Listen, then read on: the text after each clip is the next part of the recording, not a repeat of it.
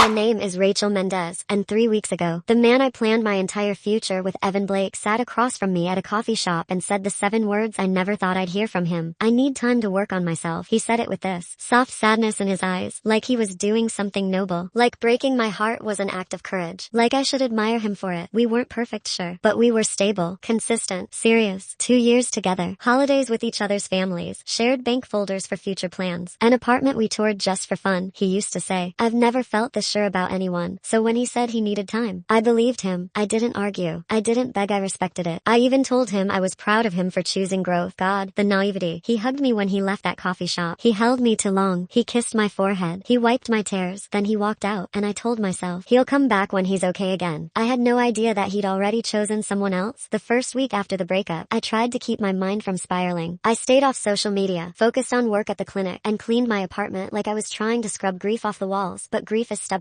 It clings. On the 10th day, I allowed myself to check his Instagram. Not to stalk, I just wanted to see if he seemed okay. If he was actually working on himself. But that's when I noticed the first crack in his story. His activity log showed he'd been online at 17 a.m. the night before. That wasn't unusual for past Evan. He was always a night owl, but recently he'd been telling me he went to sleep early because he needed structure. I ignored it. Then later that same day, I noticed something else. A playlist on Spotify, new, curated, private, but with a public title. For her. I felt something twist in my stomach. For her? Who? Her? Again, I ignored it. Told myself it was probably nothing, but my mind didn't let it go. It was like every cell in my body woke up, facing in the same direction, whispering the same thing. Something isn't right, and the more I tried to dismiss it, the louder it got. CTA, if you find this story good, please like and subscribe our channel. It's free for you but helps us a lot to keep sharing real stories like this. The next crack showed up at work. I was restocking supplies at the clinic when my co-worker, Jared, walked in. Jared knew Evan. They'd met at a few of our group outings. He didn't know we broke up. Hey, I think I saw Evan yesterday downtown, he said casually. He looked happy, like real happy. Who was he with? Didn't recognize her. I froze. My hands tightened around the box of syringes until the cardboard creaked. What? When? I asked, trying to sound normal. He shrugged. Yesterday evening, outside that new ramen place. He had his arm around her. I assumed you were probably inside waiting. I forced a smile and said, oh, weird. Must have been someone else. But inside my chest, something cracked again. Deeper this time. Evan said he wasn't seeing anyone. He said he needed solitude, time, space. So why was he out with someone new 2 weeks later? Why did he look happy? Why was he touching someone else so comfortably? Still, I tried to convince myself Jared was mistaken. People love to think they recognize faces in crowds. I repeated that lie all night, but the universe wasn't done yet. 2 days later, my friend Claire called me after her shift at the bookstore. Raj, I don't know if I should tell you this. My stomach dropped instantly. Those words always mean hell is coming. What is it? I asked, bracing myself against the counter. Well, someone bought 2 iced lattes today, and one had a name written on it. Guess whose name it was? I already knew. My throat tightened. Evan, she whispered. But the barista said he didn't pick them up. A girl did. I forced my voice to stay steady. What girl? She said her name was Aubrey. Blonde, cute, younger. Aubrey? A name with weight. A name that didn't belong in my universe. A name that didn't belong near Evan. But the coincidence was too big now. Too sharp. Too targeted. I hung up and sat there at the edge of my bed, staring at the wall while every memory of Evan flickered behind my eyes. The forehead kisses. The whispering, you're my safe place. The late night talking until the sun came up. The weekend trips. The plans. The promises. Were any of them real? Had he already checked out before the breakup? Had he found someone else while he was still with me? Was he building his growth with another woman's hands? The more I thought about it, the more it felt like my love story had been a placeholder for someone else's. The following morning, I woke up with the heaviness of a truth I didn't want. I needed answers, not closure, not reconciliation, just the truth.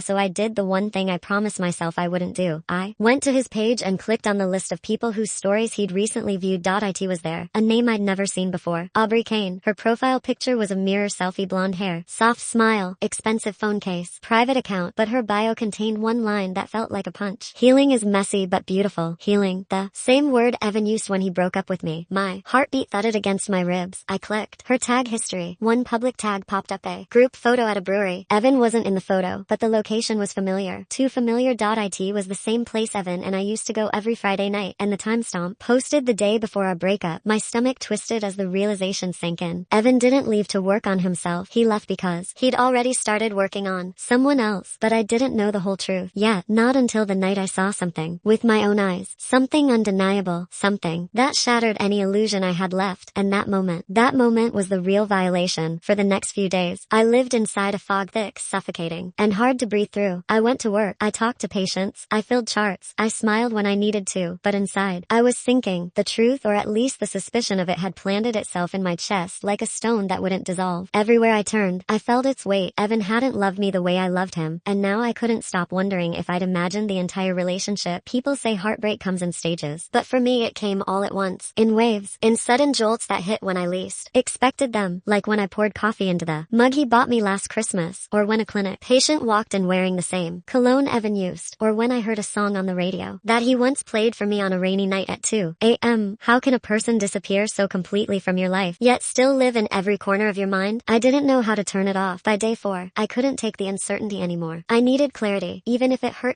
So after work, instead of going home, I found myself driving in the direction of the neighborhood where Evan lived, not to confront him, not to scream or cry or demand answers. I just wanted to see. I kept telling myself I wouldn't do anything invasive. No knocking on doors, no stalking, no drama. I only wanted to ground myself in reality, to see his street, see his apartment lights, remind myself the world hadn't completely shifted into another dimension without my consent. But as soon as I turned onto his block, I froze. His car wasn't there. Normally, Evan worked late on Thursdays. He always got home around p.m., but it was 6:15 now, early for him to be gone, late for him to be out with someone. I started to drive away, feeling stupid, pathetic even, for coming at all. But then, I saw it, a familiar silhouette walking down the sidewalk, tall, leaning forward, like he always did when he was carrying something heavy, wearing the gray hoodie I gave him on our 1-year anniversary, Evan. But he wasn't alone. Walking beside him, close enough that their hands almost brushed, was a girl, blonde, small, laughing at something he said. My throat closed. It was her. It had to be her. Aubrey. They walked into the little grocery market on the corner, the same one Evan and I always used to go to after movie nights. I parked my car half a block down and sat there, gripping the steering wheel, until my fingers hurt. Part of me wanted to drive away immediately. Another part, the broken, desperate part, wanted to go inside and demand to know how long this had been going on. But I didn't move. I couldn't move. I sat there watching people walk in and out of the store while time stretched thin around me. Every minute felt like an hour. My mind kept replaying our last week together. Him texting, "Sorry babe, I'm exhausted tonight." Rain check. Me asking if he was okay and him replying, "I just need to get my head straight." Him holding me a little too tightly the night before the breakup. Was he feeling guilty? Or was he already imagining life with her? The thought burned when Evan and Aubrey finally walked out of the store. They were carrying 2 small bags, one with wine, another with instant ramen and strawberries. Ramen and strawberries. That used to be our thing. He glanced around casually, and my heart stopped like I'd been caught, even though my car windows were tinted. He didn't recognize the car. Why would he? He never paid attention to cars. Then he did. Something that shattered whatever denial I still had left. He reached for her hand, and she took it, not reluctantly, not shyly, like it was familiar, like it wasn't new, like it wasn't their first time. My chest tightened so hard, it felt like something inside was collapsing. I didn't cry then. I didn't scream. I felt nothing and everything, numb and burning, empty and overflowing. That's the worst part of heartbreak. It doesn't kill you in one blow. It slices slowly, letting you bleed quietly. I drove home on autopilot. I don't remember the turns, the traffic lights, or even pulling into my driveway. All I remember is sitting in the car for 20 minutes after turning off the engine, staring at the dashboard like it might offer an explanation. I wasn't angry yet. I wasn't even sad. I was helpless. Completely, utterly helpless. Because how do you fight for something you never actually had? How do you hold someone accountable for a betrayal they never admitted to? How do you mourn a relationship that was already dead before you realized it? When I finally went inside, the silence of my apartment felt like a punishment. I changed into pajamas, crawled into bed, and wrapped myself in blankets. But the emptiness didn't leave. My brain refused to rest. He replaced me before he ever left me. He lied without moving his lips. He broke my heart before I ever got the chance to protect it. And the worst part, I still loved him. I hated myself for it, but I did. Maybe that's the true helplessness, knowing you're being destroyed and not being able to stop caring. 2 days later, the universe delivered another blow. I got a message on Instagram from someone I didn't know, a girl named Emily Carver. Her profile picture was a cartoon avocado. Her message was short. "Hey, I think you should know something about Evan." My stomach flipped. I opened the message. "I don't know you, but I work at the same gym as him. I've seen him with a girl the last few weeks. Thought maybe you guys were open or something. Didn't know he'd told you he needed space." I stared at my phone for so long my vision blurred. There it was. Confirmation from a stranger. Voluntary. Unprompted. He had been seeing her before he broke up with me. Before he told me he needed time. Before he told me he needed to heal. Before he told me he loved me too much to drag me through his personal growth. My entire body felt hollow. The betrayal was no longer a suspicion. And no longer an assumption. And no longer a fear. It was real. Undeniable. Inescapable. And now that I had the truth, the real collapse was coming. For the next week, doubt became my shadow, quiet, constant, always right beside me no matter where I went. It followed me through long clinic hours, into the grocery store, even in my sleep. I couldn't shut it out. Every time I tried to convince myself I had the full truth, another question crawled into my mind. What if I misunderstood? What if Evan wasn't actually dating her? What if they were just I don't know reconnecting? What if he really did need space, and seeing her was a coincidence? That was the problem with heartbreak. Even when the truth is staring you in the face, you search for a softer version of it, one that hurts less, one that preserves your dignity just enough so you don't feel completely foolish, one that lets you pretend you weren't played. But the truth has sharp edges. It doesn't soften just because you wish it would. Still, I spent every day trying to round those edges. At work, my coworker Marissa noticed immediately. "You look like you haven't slept in a week," she said one morning as we stood at the nurse's station. "Did something happen with Evan?" I wanted to lie. I wanted to pretend everything was normal. But the moment she said his name, my throat tightened. "He's not who I thought he was," I said quietly. Marissa sighed like she already knew. Men rarely are. The problem wasn't just that Evan moved on. It was how quickly, how secretly, how smoothly. It made me question everything, not just him, but myself. Was I naive? Was I clingy? Was I easy to lie to? Did I miss the signs? Did I make excuses? Was I the reason he drifted away? Nobody warns you that doubt isn't just about the other person. It turns inward like a mirror you never asked to look into. That Saturday, I finally broke down and called my older sister, Tessa. She'd always been the brutally honest one. "Do you think I pushed him away?" I asked her. My voice sounded small. "Absolutely not," she said without hesitating. "If he wanted to leave, that's on him. If he cheated, that's on him. If he replaced you while feeding you pretty words, that's on him." "But why wasn't I enough?" I whispered. "You were," she said, softer this time. "He wasn't." I wanted her certainty to comfort me. Instead, it just drifted through my mind, unable to stick, because deep down, I feared she was wrong. Deep down, I feared I'd missed everything. The cycle of doubt worsened when I woke up 2 nights in a row from nightmares of Evan reaching for my hand and pulling it away at the last second, choosing someone else in front of me while smiling, like it was easy. I'd wake up gasping, heart pounding, drenched in sweat. Heartbreak is cruel because it doesn't end when the day does. It follows you into sleep, into dreams, into the quiet moments between breaths. By midweek, I did something stupid. I looked at their social media. Evan hadn't posted anything, but he never did. He was private, a digital ghost. But Aubrey, she posted everything. Smiling selfies, gym mirror videos, late night food runs, a blurry picture of someone with broad shoulders sitting across from her at a restaurant. His face out of frame, but I recognized the hoodie. My hoodie, the one he used to wear when he came over to my place. My breath caught when I saw another photo, her holding a takeout cup, the corner of a man's hand visible next to hers. I zoomed in. I knew that hand, the tiny scar on his knuckle, the faint freckle near his thumb. My chest tightened like a fist was squeezing from the inside. The caption didn't help. "Some people just get you." 2 weeks. They'd been together 2 weeks after he left me. Maybe less, maybe more. I tossed my phone onto the couch and pressed the heels of my palms to my eyes, trying to stop the tears that finally broke through. It wasn't the cheating. It wasn't the lying. It wasn't even the betrayal. It was the ease. How easily he let go. How easily he gave pieces of our life to someone else. How easily he acted like I never existed. How long had I been living in a one-sided relationship? The doubt only grew stronger after that. Every memory twisted itself into a question. I remembered the weekend he canceled our date to check on a sick coworker. Was he actually with her? I remembered the night he showed up late, hair a mess, shirt wrinkled. Was he coming from her place? I remembered the day he kissed me distractedly and kept looking at his phone. Was he texting her? I felt like I was rewatching my own life with a director's commentary exposing every lie, and it destroyed me, because suddenly, nothing felt real. Then came the worst out of all. What if I pushed him into her arms without realizing? What if he left because I wasn't enough? What if a better version of me could have kept him? Those poisonous thoughts ate at me until I lost track of what was true and what was insecurity. I hardly recognized myself. At one point, while sitting alone on my bathroom floor, I caught a reflection of my face in the mirror. Swollen eyes, messy hair, blank stare. I looked like someone I didn't know, someone who had been cracked open from the inside. All because one man couldn't love me right. The breaking point came when Evan texted me. A simple message, 10 words. "Hope you're doing okay. Thinking of you tonight." My entire body froze. He had the audacity to check on me. To pretend like he cared. To act like he wasn't the reason I couldn't sleep, couldn't eat, couldn't breathe. But instead of anger, I felt relief. Relief, because doubt had rewired my brain so badly. A single crumb of affection felt like a lifeline. Maybe he missed me. Maybe he regretted it. Maybe there was an explanation. I stared at the message for 40 minutes before typing 3 words. "Why now, Evan?" He didn't answer. Not that night. Not the next day. Not at all. And for the first time since the breakup, something inside me snapped. A soft sound, barely perceptible, but final. Not anger. Not rage. Something quieter. A shift. A realization. If I wanted answers, real ones, I was going to have to stop doubting and start finding the truth myself. And that meant going deeper than I ever planned to. The house felt different that night, as if its wallpaper was holding its breath. Marcus wandered from room to room, with me shadowing him, both of us suspended inside the same uneasy question. What had I actually seen across that fence? He stepped onto the back deck, running his his hand along the rail the way he did whenever he was thinking too loudly. I don't know what's happening with her, he murmured. But I'm going to find out. The man in the suit was gone. The little green sedan was gone. The whole yard looked so ordinary it almost mocked me. Still, the air carried a faint trace of cigarette smoke, and neither of us smoked. A breadcrumb of someone else's presence. Marcus tried her back door first. Locked. Then the sliding door. Also locked. He frowned and reached for the spare key she always left under the frog-shaped planter. Not there. Instead, he found something else tucked beneath it. A small metallic device with a flickering light. His brow tightened. This isn't hers. He motioned me back. The device buzzed like a trapped insect. He pressed a button. A tiny screen lit up with a cryptic line of text. Unit paired. Collection complete. My pulse tripped. What collection? He didn't answer. He slipped the device into his pocket and guided me into his mother's kitchen, as if the walls themselves needed to be interrogated. The kitchen was spotless, far too spotless for her. Her mug wasn't in the sink. Her keys weren't on their hook. Her phone charger wasn't plugged in. It felt staged, as if someone had folded her life and erased the creases. Marcus approached the counter drawer where she kept her mail. Empty. Completely empty. He checked the trash next. Nothing. Not even the usual grocery receipts she hoarded. Then finally, he opened the garage door. The garage hit us like a confession. Her shelves were half empty, boxes missing, tool drawers open. But what froze Marcus in place was the workbench. More specifically, the scratched-up metal briefcase sitting on it. The briefcase wasn't hers. It reminded me of the ones in old spy movies that always contain trouble. Marcus approached it like it might hiss. He snapped open the latches. Inside were stacks of printed documents, dates, transaction codes, and pages full of names neither of us recognized. Some pages were blacked out, redacted, as if sliced by shadows. On top of the stack lay a single sheet. One word was printed on it. Bold and cold. Fraud. But underneath it, in handwriting I instantly recognized, were 4 words that didn't belong. Don't trust my son. My stomach hollowed. Marcus stared at the note as if it were a ghost spelling his name. She wrote this, he whispered, but not for strangers. She meant it for someone she knew. He thumbed through the papers, tension gathering in him like a storm. Then he pulled out a form that made his expression crack open. It was a bank authorization, signed by her, and forged, in the second signature line, by him. Except he had never signed it. The room seemed to tilt. Marcus pressed his palms to the table, breath unsteady. She wasn't being paranoid, he said. She was setting me up. The truth unfurled right then. She hadn't been running from danger. She had been building it, around him, around us, and we had walked straight into its center. Fear doesn't always arrive loudly. Sometimes it comes as a quiet pressure in your chest, a sinking in your stomach, a whisper telling you that the truth you uncovered is only the first layer, and the real danger lies beneath it. For me, that fear started the moment I realized the new girl, the one he'd replaced me with, wasn't just part of the story. She was reaching out to me. It began with a message request on Instagram from a name I didn't recognize at first, Jenna McKee. The profile was private, no posts, only a single picture of a dog and a bio that said, "Be kind." I thought it was spam, until I opened the message. Hey, I know this is weird, but can we talk? It's about Ethan. My heart nearly stopped, not because I wanted to talk about him. God knows I had done everything to avoid even thinking about him, but because the tone of her message wasn't aggressive or confrontational. It sounded scared. I didn't respond. I stared at it for a long time instead, wondering why she'd message me of all people. If anything, she should be celebrating her new relationship, not reaching out to the ex like some anxious detective. But then, 20 minutes later, another message came. Please, I just need answers. I think he's lying to me too. And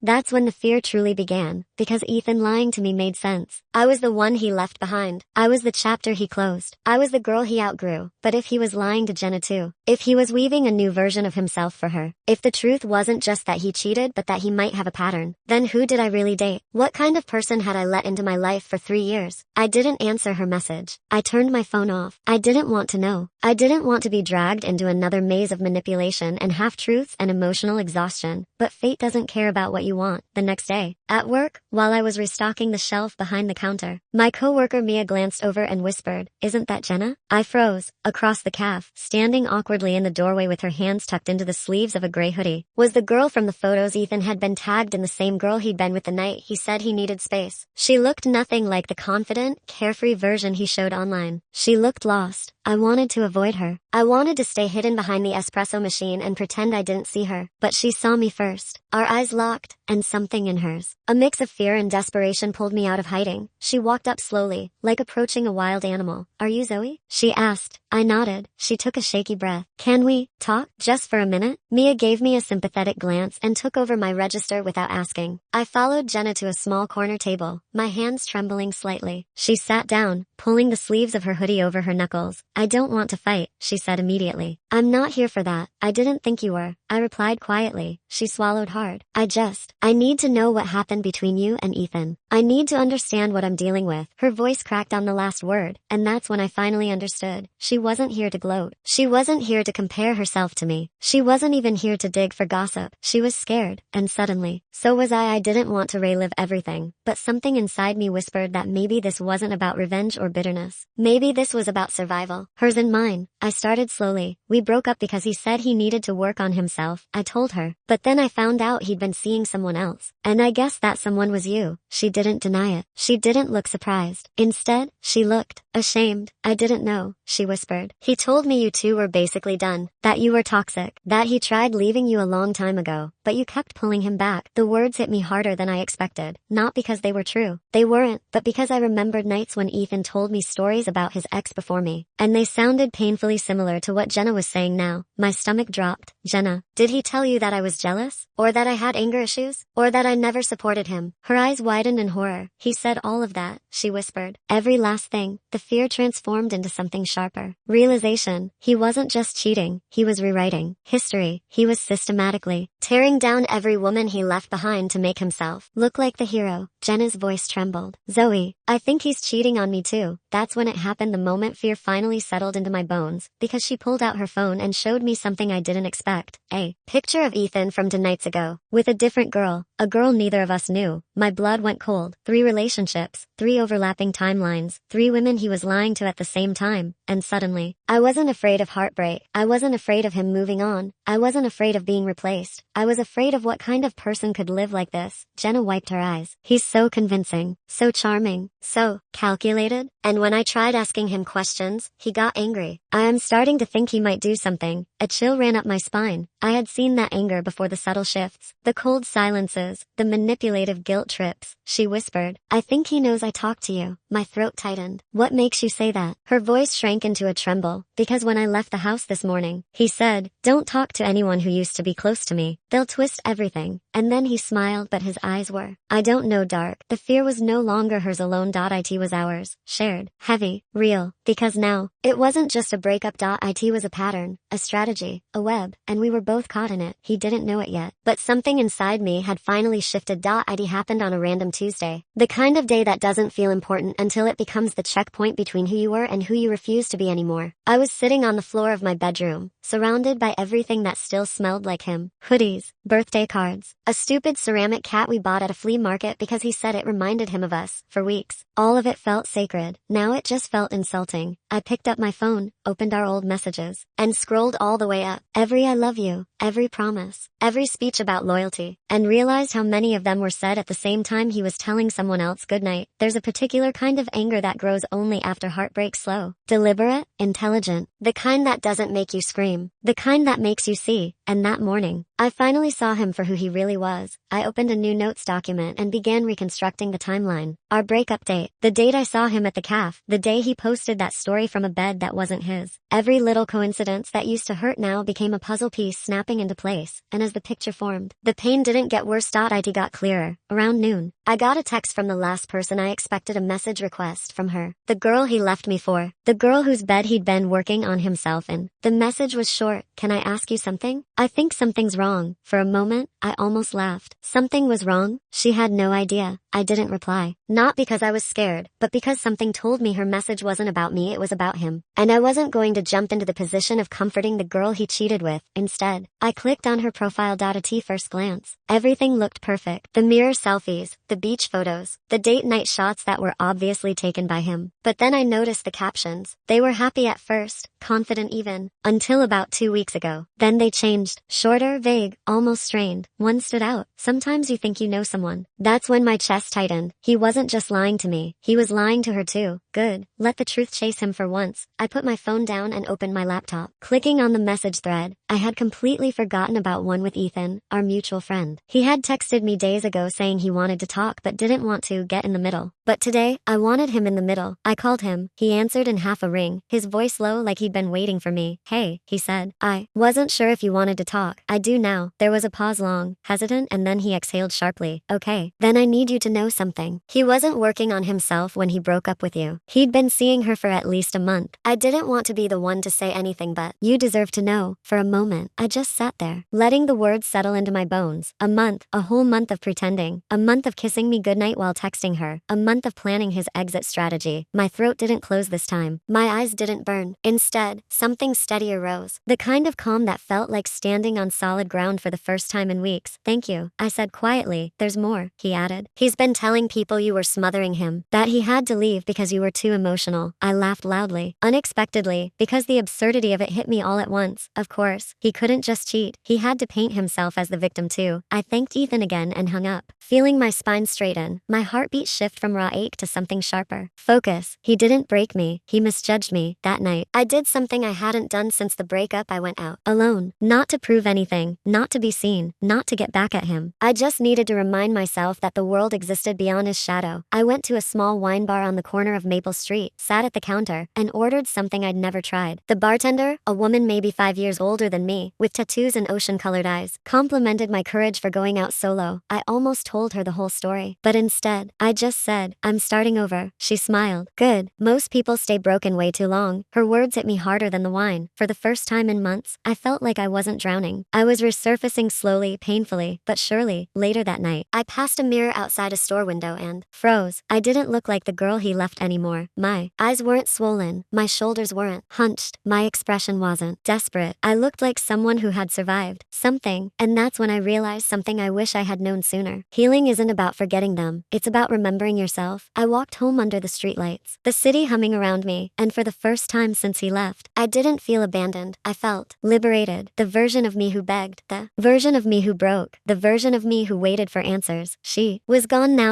In her place stood someone who wasn't scared of the truth anymore, someone who wasn't scared of him anymore. This was the turning point, not revenge, not confrontation, just awakening. And deep down, I knew. He thought he walked away from the weaker version of me, but the mistake was thinking that version was the final one. The truth didn't explode in one dramatic moment. It leaked slowly, steadily, like a dam finally giving up after holding too much pressure for too long. It started with Jenna. I didn't reach out to her. I didn't even want to, but she found me first. A message request, 2 sentences. "I think he lied to both of us. May we talk?" For a few minutes, I stared at those words, my phone vibrating lightly in my hand, my pulse louder than the ringtone. A few weeks ago, the thought of speaking to the other woman would have made my stomach twist. But now it felt necessary. So we met, not in some dramatic place, not in the rain, not across a table in a crowded cafe. Just 2 women sitting on a park bench, breathing cool afternoon air, both trying to understand how we ended up on opposite ends of the same lie. She looked nervous, and younger than I expected. Not in age, but in experience. Soft, unweathered, still believing the world worked in straight lines. "I didn't know about you," she started. "He told me you'd broke up because you were controlling, that you didn't let him breathe. He said he was finally setting himself free. That's why he needed space to heal, you know?" I let her talk. I didn't interrupt. She deserved that. "And then when he finally broke up with you," she continued, "he said he was ready for something real. With me." Her voice cracked. God, I can't believe I fell for it. I didn't feel anger toward her, just a kind of exhausted sympathy. She wasn't my enemy. He was the common denominator. She opened her phone, showed me screenshots, dates, times, messages. An entire alternate universe he'd been living in, while I was still planning our future. That receipt I found, the one with the to enter yes and her name scribbled on the bag. She showed me the photo he sent her that same night. Him smiling, plate in front of him, caption, "Dinner with you always feels right." And I realized something. She had believed him the same way I had. She had trusted him the same way I had. She had been manipulated the same way I had. We weren't rivals. We were reflections of each other. 2 women pulled into the orbit of a man who didn't know what honesty looked like. "I ended things with him yesterday," she said quietly. "For real this time. He's been blowing up my phone, telling me not to talk to you, that you'd twist everything." I laughed, not because it was funny, but because it was so predictable. He used the same script every time. Jenna wiped her eyes. "I'm sorry for being part of your heartbreak," she whispered. "You weren't," I said. "He was." And just like that, the whole world seemed to shift. The power dynamic flipped. The shame he tried to put on me evaporated. She wasn't the only one he lost, though, because the truth has a way of traveling, especially when someone's been lying to multiple people at once. First, her best friend confronted him in a group chat. Then one of our mutual friends posted a cryptic story about men who need space to cheat. Then someone else chimed in. Another girl he'd been talking to, someone he'd met at the gym, someone he'd been flirting with at work. His self-work phase. Apparently it was full-time overtime. And suddenly, he wasn't the guy who dumped me to improve himself. He was the clown juggling his own lies until they started hitting hitting him in the face. He texted me soon after, a long paragraph. Too long, a mix of anger, guilt-tripping, and self-victimizing. You're ruining my life. This wasn't your place. If you had just let things go, none of this would have happened. I didn't even bother responding, because for the first time since he walked out with those rehearsed words, I need to work on myself. I realized he wasn't working on himself. He was working on excuses, and now he had none left. But justice didn't end with exposure. No, the real justice came later, quietly, naturally, beautifully. People stopped answering his messages. Friends distanced themselves. The new girl blocked him. His social circle shrank. Overnight, he became the guy with the reputation no one wanted to touch. And me? I became the woman who finally saw the truth clearly, the woman who didn't crumble when the truth surfaced, the woman who rose above the mess he created, the woman who didn't need revenge to win, just the reality coming to light. But the most surprising justice? One day, I ran into him at a coffee shop. He looked smaller, not physically, emotionally, like someone who'd been running from his own reflection for months. He froze when he saw me. I didn't. I just nodded, calm and steady, then walked past him to order my drink. He tried speaking, a whisper of my name, shaky and desperate, but I kept walking, not out of spite, not out of anger, out of peace, because the ultimate justice wasn't him losing everyone. It was me no longer losing myself. The strangest part about healing is how quietly it happens. There's no fireworks, no dramatic shift, no cinematic music building in the background. One day, you're waking up with your heart cracked open, your lungs heavy, your stomach raw from emotions you can't digest. And then another day, you wake up and the weight isn't gone, but it's finally something you can carry. That's how it was for me. The first mornings after everything came out, the cheating, the lies, the timeline that exposed every moment. He had played both sides. Those mornings were brutal. I'd open my eyes and immediately remember. My chest would tighten as if someone was sitting on it. I'd scroll through old pictures like a masochist, looking at a version of myself who had no idea she was loving someone who had already left her emotionally long before he left physically. But slowly, quietly, I started changing. It didn't happen with some big epiphany. No therapist, speech, no self-help book revelation. It was smaller moments, ordinary moments that began stitching me back together. Like the day I went to a coffee shop alone and realized I wasn't thinking about whether he'd text. Like the moment I looked in the mirror and didn't see someone abandoned. I saw someone rebuilding. Like the night I slept through until morning without waking up with that knot in my throat. Healing was happening in the background while my mind wasn't looking. And with that healing came a new kind of clarity. The kind that only heartbreak can sharpen. I realized how much of myself I had shrunk to fit inside the space he gave me. I forgave too quickly, trusted too easily, offered too much softness to someone who mistook it for weakness. I handed him more grace than he ever earned, and for a long time, I hated myself for it. But then, after enough quiet mornings, enough deep breaths, enough time, I stopped hating myself, because I finally understood something. Loving someone deeply isn't the mistake. Believing in someone isn't the mistake. Giving someone your heart, that isn't the mistake. The mistake is thinking that betrayal says something about you instead of everything about them. He cheated because he lacked honesty, not because I lacked worth. He lied because he feared accountability, not because I wasn't enough. He sought validation elsewhere, because he couldn't face his own emptiness, not because there was something wrong with me. None of his actions were a reflection of my value. They were a reflection of his character. Understanding that was freedom. Another thing shifted too. The way I looked at the new girl. In the beginning, my anger pointed toward her, like she was the villain in this story. But the more I learned, the more conversations we had. Tentative at first, then raw, then painfully honest, the more I realized she was just another person caught in his web. A different chapter of the same lie. We didn't become friends. We didn't hug and cry and bond over shared trauma. But we reached a place of understanding, two women who happened to love the wrong man at the wrong time, both paying the price for his deceit, and in a strange, unexpected way. That gave me closure too. The final piece came the day I ran into him again, not intentionally, not planned, just life being life. He looked different, not physically, but something in his eyes was drained, like the weight of his own decisions had finally settled on him. That guilt, that recognition, that quiet shame, it was finally there. And for the first time, I didn't feel anger. I didn't feel heartbreak. I didn't feel even the slightest desire to fix anything or ask anything. I simply felt nothing. Just calm. Just peace. He said something I don't even remember what. Maybe a half-hearted apology. Maybe an attempt to explain or soften the past. But the moment he started speaking, I realized I didn't need a single word from him. Not a sorry. Not a reason. Not closure. Because the closure was me. Leaving that moment, walking past him instead of toward him, felt like the final stitch in a wound that had had taken too long to heal. I wasn't the same girl he broke. I wasn't the same girl who cried on bathroom floors. I wasn't the same girl who doubted her own worth, thinking if she were just better, he wouldn't have chosen someone else's bed. I was someone rebuilt not perfectly, not instantly, but intentionally. And now, when I think about everything that happened, I don't feel pain. I feel gratitude, not for him, not for the betrayal, but for the version of me that emerged because of it. Stronger, sharper, more awake, more honest with herself, more unwilling to settle for half love, half truths, half effort.